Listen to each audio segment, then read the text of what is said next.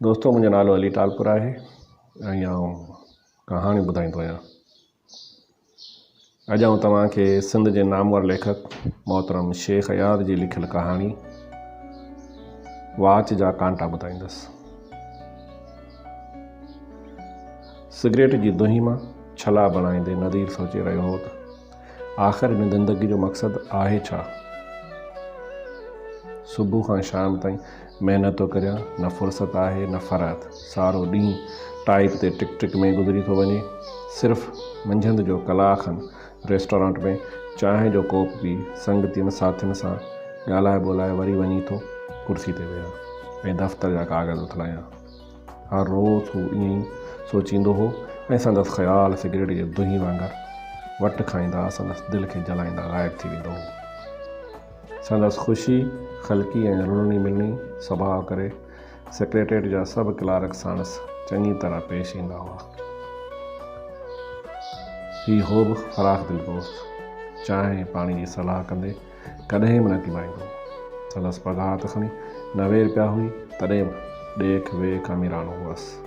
माउ पीउ जो तंग हाल बि कॾहिं कॾहिं खेसि सताईंदो हो, पर हू करे ई छा थी सघियो। बचति करे बि त कीअं। सिगरेट न छिके, हफ़्ते में 2 भेरा सिनेमा न वञे, चांहि न पीए, बस जो भाड़ो न ॾे, कॾहिं कॾहिं एमिली लाइ सूखड़ी न वठी अचे। 90 रुपया आख़िर किथे पूरा थींदा। दुनिया में 2 शयूं हुयूं जिन सां संदसि बेहद मोहबत हुई ऐं ॿई संदसि अंदर खे जलाईंदियूं हुयूं। हिकु सिगरेट ऐं ॿी एमिली। एमिली करस्तान हुई ऐं सेक्रेटरीट में क्लार्क हुई।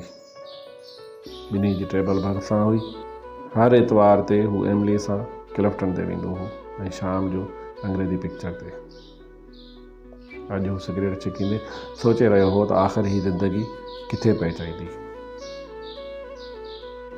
हू ज़िंदगी जो तसवुरु कंदो हो त संदसि अखियुनि अॻियां हिकु रेल हली ईंदी हुई, जा वीरानी में हलंदी हुजे।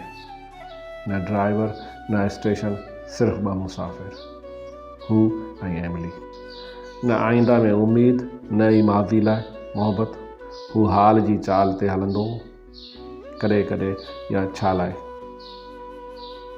मुंहिंजो खेसि न पतो हो न परवाह। उन जी सोच में हो त परियां एमिली मुरकंदी आई ऐं हिन बैरे खे चांहि ऐं पेस्ट्री आणण लाइ चयो। सुभाणे इतवार आहे, एमिली चयो ऐं अञा जुमिलो ई पूरो न कयाईं त नज़ीर चयसि, मुंहिंजी साइकिल पंचर थी पई आहे, सो तूं भाउ खां साइकिल वठिजां त 2 उन ते चढ़ी हलंदासीं। 6 बजे सुबुह जो नज़ीर ऐं एमिली क्लिफ्टन ते वञी रहिया हुआ। एमिली साइकिल ते अॻियां नज़ीर जी ॿाहुनि में वेठी हुई। संदसि वार हवा में फड़कंदे संदसि सांवरे चहिरे खे ज़ेब ॾेई रहिया हुआ। परियां उफ़क़ ते नीरे आसमान में फिकी रोशनी जी लहर छाइजी वई। नज़ीर एमिली जे मुंहं ॾांहुं ॾिठो। हिन खे साॻी मासूमियत, साॻी ताज़गी, साॻियो सावरो रंग नज़र आयो। क्लिफ्टन ते पहुची नज़ीर वाच में वक़्तु ॾिठो। 6:30 लॻा हुआ।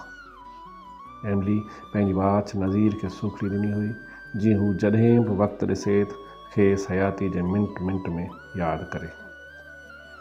आसमान जी नीरी गहराई पाणी जे नीरे लसलेट सां मिली हिकु अजीब समूह पैदा करे रही हुई। हवा में गुम मोह खे भनू करे रही हुई।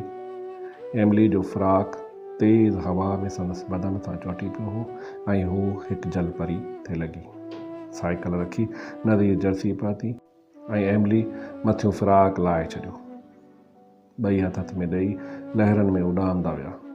2 फितरत जा जुज़ा, 2 सिपूं, दुनिया जे दुख दर्द खां परे, पोरिये ऐं पघार जे मसले खां दूर, 2 रूह, जिस्म खां आज़ाद, ठाह ठूह खां आजा, रस्म रिवाज खां बेनियास। कॾहिं कॾहिं ॿिन्हीअ जे मथां छोली थे अची वेई त एमिली नज़ीर खे चुंबड़ी ते पई ऐं हू महसूसु करे रहियो हो त हूअ संदसि साह में समाइजी रही हुई।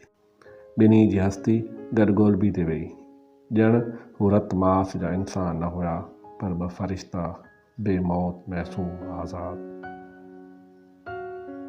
एमिली नज़ीर खे जज़्बात सां दबियल आवाज़ में चयो, असांखे ज़िंदगी शायदि अॼोके ॾींहं लाइ अता थी हुई। उमंगनि एमली जो आवाज़ु संदसि गले में रोके छॾियो ऐं हिन नज़ीर जे कुल्हे ते पंहिंजो खणी कंधु रखियो। जॾहिं मोटी रहिया हुआ तॾहिं नज़ीर वाच में वक़्तु ॾिठो। पूरनि 12 ते 2 सुयूं हिक ॿिए जे मथां अची वयूं हुयूं। नज़ीर वाच एमली खे ॾेखारे चयो, केतिरी न कांटनि में सिक आहे। सॼो ॾींहुं हिक ॿिए जे पुठियां फिरंदा था रहनि ऐं नेठि अची मिलनि था। संदनि शरारत भरी नज़र में मोहबत जा सभई पैगाम हुआ। ॿिन्ही रस्ते ते फ़ैसिलो कयो त हफ़्ते खन में सिविल मैरिज कंदासीं। मोहबत जो मज़हब अलॻि आहे, उनमें क़ब्रिस्तान या मुसलमान जो को तफ़ावत न आहे। नज़ीर पंहिंजी मुंडी लाइ एमली जी चीच में पाती। सुबुह जो नज़ीर क्लब में चांहि में पी रहियो हो ऐं मुस्तक़बिल लाइ हवाई किलाब अॾे रहियो हो। एमली बि 100 खन रुपया कमाईंदी ऐं हू बि ॿिन्ही जी हयाती सुखी गुज़रंदी। संदसि दिलि में ख़्यालु आयो त एमली खे नौकरी न करायां, पर पोइ ॿिन्ही जी 90 रुपयनि में पूरत की पवंदी।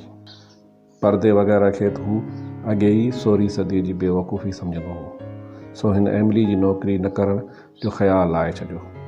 रस्ते में बि हू पंहिंजे तसवुर में गुम हो। एमली लाइ वेडिंग केक कहिड़ी बेकरी तां वठां? क्लब बि त छॾणी पवंदी।